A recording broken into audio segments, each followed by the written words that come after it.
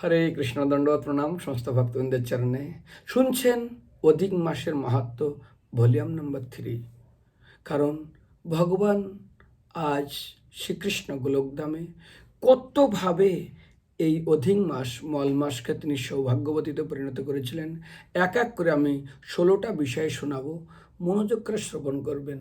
তার সঙ্গে ভগবান কৃষ্ণ বিষ্ণুকেও তিনি কতভাবে আশীর্বাদ করেছেন আমরা শুনবেন। কারণ ভগবান কৃষ্ণের কাছে যখন এই বিষ্ণু অধিক মাসকে নিয়ে গেলেন, ভগবান বললেন, হে বিষ্ণু, আপনি এই অধিক মাসকে আমার কাছে নিয়ে এসছেন, আপনি অতীব উত্তম কার্য করেছেন।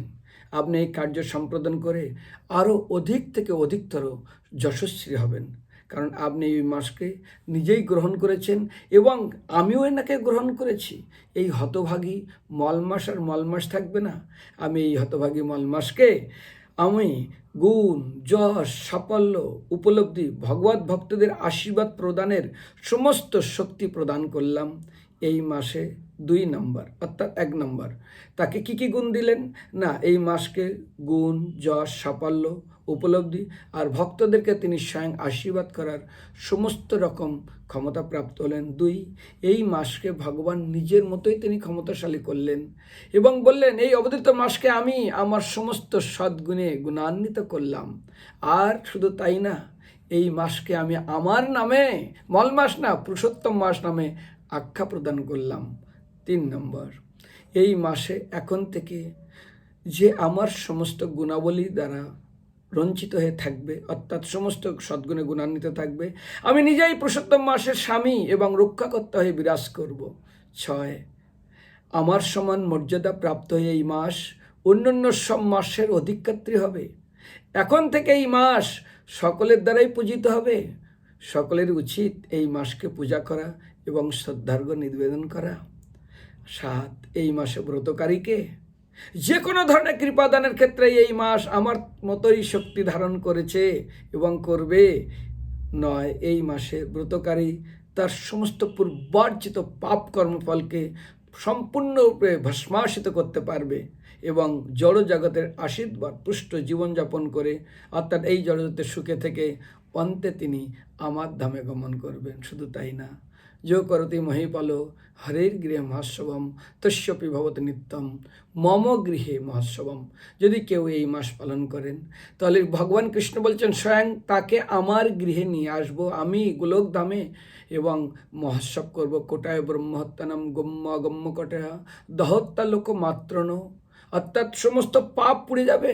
কি স্বয়ং এই মাস ব্রত পালন করা হচ্ছে, পুরুষোত্তম মাস ব্রত পালনকারী কাহা। এই মাস যদি কেউ পালন করে তাহলে সমস্ত পাপ কেটে যাবে। বলছে না না, দহত্যা লোকমাত্র নয়, আমি সমস্ত পাপকে তার পুড়িয়ে ছাই করে দেবো। আচ্ছা, আর কিছু? বলে হ্যাঁ, প্রতিষ্ঠা সার্বভৌম সাধমনা ভুবনেত্রম পূজা আদিনা ব্রহ্মলোকম। না না, যদি কেউ প্রতিষ্ঠা করে আমাকে খুব সুন্দরভাবে আরতি এবং প্রদীপ দান করে এবং আমার এই ব্রত পালন করে, তাকে ব্রহ্মলোক থেকে শুরু করে আপনার বৈকুণ্ঠলোক থেকে ঊর্ধ্বে আমি যে গোলক ধামে আছি সেই ধামে তাকে নিয়ে আসব। 10 নম্বর, ভগবান কৃষ্ণ বললেন, হে গরুড়ধর বিষ্ণু, যশস্বী যোগীগণ, তপস্বীগণ, পুণ্য কর্মকারীগণ, কঠোর ব্রহ্মচারী পালনকারীগণ এবং যারা সারা জীবন উপবাস আদি অনেক বহুবিধ ব্রত ধারণ করেছেন, অর্থাৎ ব্রতধারীগণ আমার এই গোলকধাম প্রাপ্ত হতে পারেন না।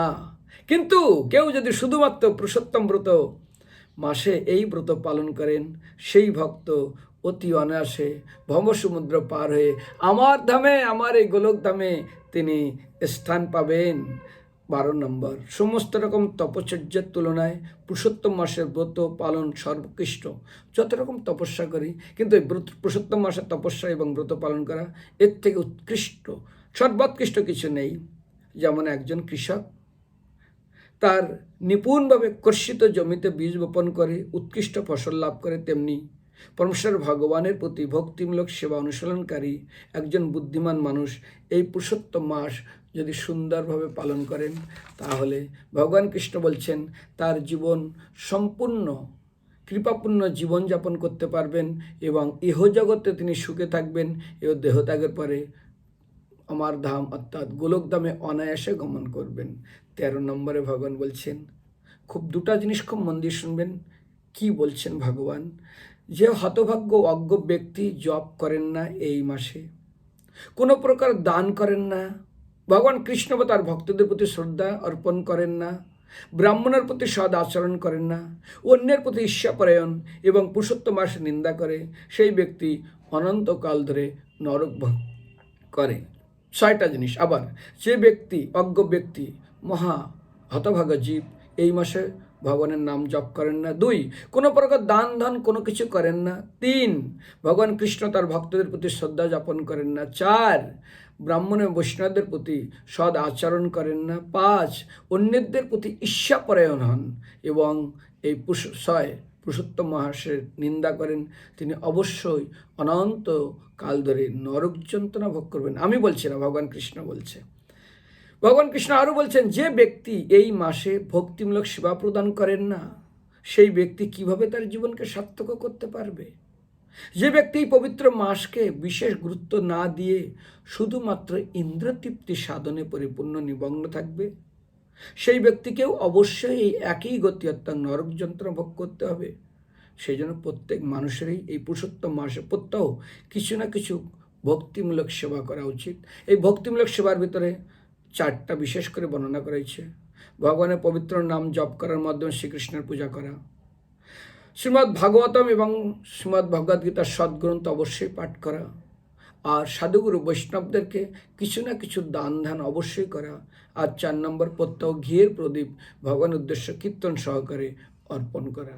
ভগবান কৃষ্ণ বলছেন, যে ব্যক্তি অর্থাৎ যে সৌভাগ্যবান ব্যক্তি আমার নির্দেশ পালন করে, এই পুরুষোত্তম মাসের ব্রত উদযাপন করে, তিনি এই জড়জগতে প্রথমত খ্যাতি, তারপরে যশ, সুপুত্র অবশ্যই লাভ করবেন।